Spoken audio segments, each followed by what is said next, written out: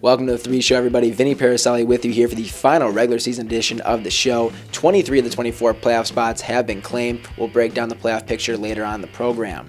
We've got Player of the Month awards to hand out for February, and we will honor the latest NA3HL players moving on to the next level. A.J. Martinelli of the Wilmer Warhawks is the latest to sign a NAHL tender. His is with the Topeka Pilots. The defenseman from Grosse Pointe, Michigan has a goal and 14 assists in 32 games this season. He was named to the NA3HL Top Prospects Tournament held just a few weeks ago and also played 5 games with the Northeast Generals of the NAHL earlier this year. North Iowa Bulls forward and NA3HL top prospect Jimmy McDermott has announced his commitment to St. Mary's University. From Dubuque, Iowa, McDermott is in his 3rd season in the NA3HL and first with the Bulls. In 2018-19, McDermott has 18 goals and 46 points.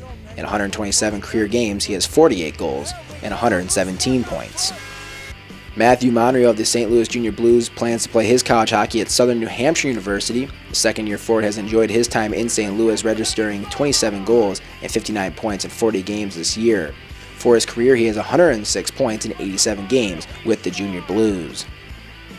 Another college commitment from another NA3HL top prospect, Tyler Rudek of the Northeast Generals, has committed to Franklin Pierce University. The 21-year-old forward has scored 24 goals and 75 points in 45 games this season. He has 97 career points in 67 games.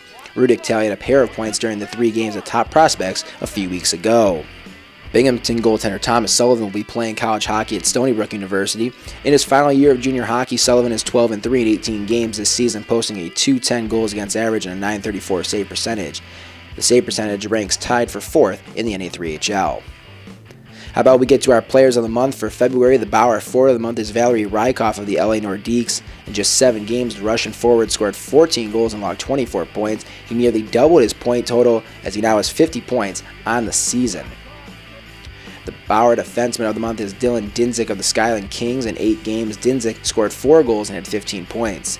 The New Jersey native had 5 multi-point games and now has 14 goals and 46 points for the 18-19 season. For our Vaughn goaltender of the month, David Mulligan of the Granite City Lumberjacks gets the honor as he went 5-0 with 2 wins over North Iowa and 1 win against Rochester, New Ulm, and Wisconsin, which helped the Lumberjacks clinch the West Division regular season title. In February, Mulligan had a goals against average of .139 and a save percentage of .945. Done with the past, let's look toward the future. NA3HL playoffs beginning next weekend. Here are a look at some of the matchups. Nothing final in the Central Division yet. We do know the 4 teams that will be in the playoffs, and here's how they stand at the moment. Cooley Region needs a couple wins this weekend to clinch the number 1 seed, and they are currently in line for a matchup with Peoria. Meanwhile, the St. Louis Junior Blues look to be hosting the Milwaukee Power. In the Coastal Division, these will be the matchups as the number 1 overall seed in the Fraser Cup playoff, the LA Nordiques, will go up against the Long Beach Sharks. In the other division semifinal, we get Northeast versus New England.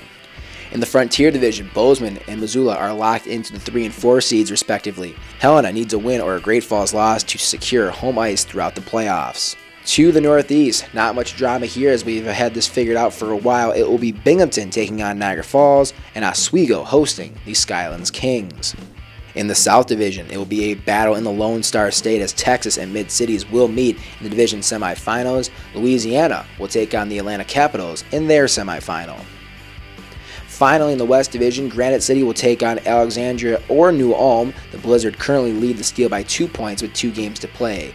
Both teams have 1 game left with the Lumberjacks. In the other division semifinal, probably the best first-round series in the league, North Iowa and Rochester. Sure, sweeps can happen, but if the over-under on the length of this series is at 2.5, you better believe I'm hammering the over. This series will need 3 games.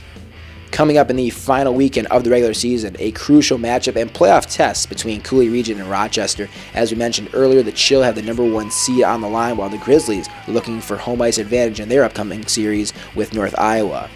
This is the type of test you want for your club right before the postseason.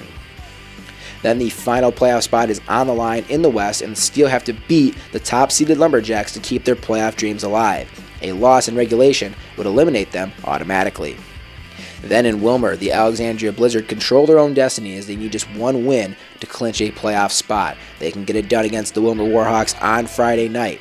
They'll swap opponents on Saturday, and if the Steel win and Blizzard lose, the Steel would then be able to get in with another win and another Alexandria loss.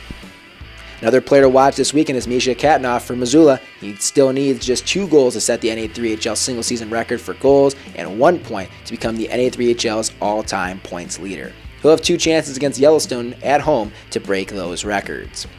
For the latest on the NA3HL playoff picture, log on to na3hl.com or follow the league on social media. Only 32 games remain in the regular season before 24 teams begin their quest for the Fraser Cup. Join us next week when we preview the Fraser Cup playoffs here on The 3 Show.